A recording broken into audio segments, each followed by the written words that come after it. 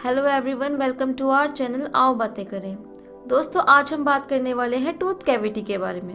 Cavity दांत के अंदर बनने वाले एक होल को कहते हैं। अगर सही समय पर इसका ट्रीटमेंट नहीं कराया तो ये बद से बदतर हो जाती है। क्योंकि स्टार्टिंग में पेन हो ये ज़रूरी नहीं है, इसलिए रियलाइज़ करना बहुत मुश्किल हो जाता है कि प्रॉब्लम है भी या नहीं।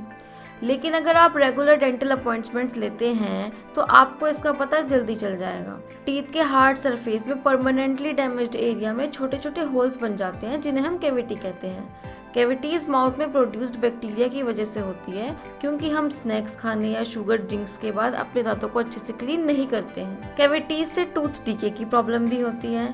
दुनिया भर में कैविटीज और tooth decay common health problem में आती है और ये बच्चे, बूढ़े, एडल्ट्स किसी को भी हो सकती है। लेकिन अगर कैविटीज का ट्रीटमेंट नहीं किया गया तो ये बढ़ जाती है और दांत की डीपर लेयर को अफेक्ट करती है, जिससे दांतों में सीवियर पेन और इन्फेक्शन हो जाता है। यहाँ तक कि दांतों के टूटने तक का खतरा बन जाता है। रेगुलर डेंटल चेकअप्स और अच्छे से दांतों को ब्रश करना, कुल्ला करना दांतों कैविटी और टूथ डीके से प्रोटेक्ट करता है। अब पता कैसे चलेगा कि हमारे दांतों में कैविटी हो गई है? देखिए, मैंने पहले भी कहा है कि स्टार्टिंग में कोई खास पता नहीं चलता है।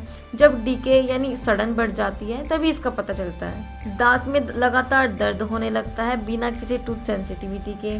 कुछ खाने पीने में दर्द होता है, ठंडा या गर्म लगने लगता है, ब्लैक, ब्राउन या वाइट स्टेन हो जाते हैं, होल्स हो जाते हैं। अब ये होते किस कारण से हैं?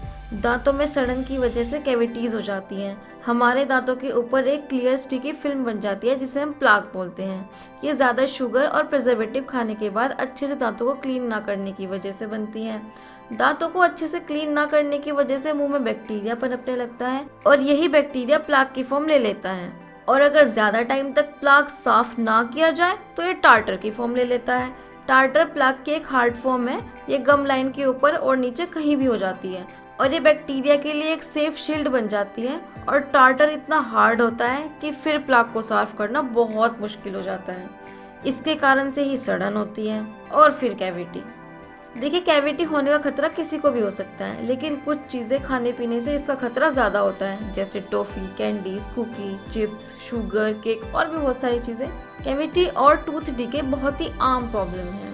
ऑलमोस्ट सभी को इसके होने का खतरा है, इसलिए लोग इसे सीरियसली नहीं लेते हैं। लेकिन ऐसा करने से कॉम्प्लिकेशंस बहुत बढ़ जाती हैं, जैसे सीवियर पेन, स्वेलिंग, दांत में पस हो जाना, दांत का डैमेज हो जाना या टूट जाना, खाना चबाने में प्रॉब्लम होना। ये सभी चीज़ें हैं जिनका आपको सामना करना पड़ सकता है। लेकिन अगर आप कैविटी से बचाव चाहते हैं तो आपको ज़्यादा कुछ नहीं करना है, बस ओरल और डेंटल हाइजीन पर ध्यान देना है। अपने डॉक्टर से कंसल्ट करना तो बेस्ट ऑप्शन है ही। साथ ही खाने पीने के बाद फ्लोराइड युक्त टूथपेस्ट से ब्रश करके भी इससे बचाव होने में हेल्प मिलती है। इसके अलावा दिन में 2 बार ब्रश करें, इंटरडेंटल क्लीनर का यूज़ करें। अगर कैविटी बढ़ने का रिस्क ज़्यादा हो तो रेगुलर टीथ क्लीनिंग लें। इसके बाद तो डेंटिस्ट ही सबसे अच्छा स्केड्यूल दे सकता है आपको। बाकी आप हेल्दी खाएं, अच्छा खाएं, फ्रेश चीज़ें खाएं और दांतों का ख्याल रखें। इससे अपने आप ही कैविटी और टूथ डीके जैसे प्रॉब्लम्स आपसे दूर रहेंगी। आज के लिए इतना ही। अगर आपका कोई क्वेश्चन हो कैविटी से रिलेटेड तो कमेंट सेक्शन में ज़रूर पूछना। Thank you.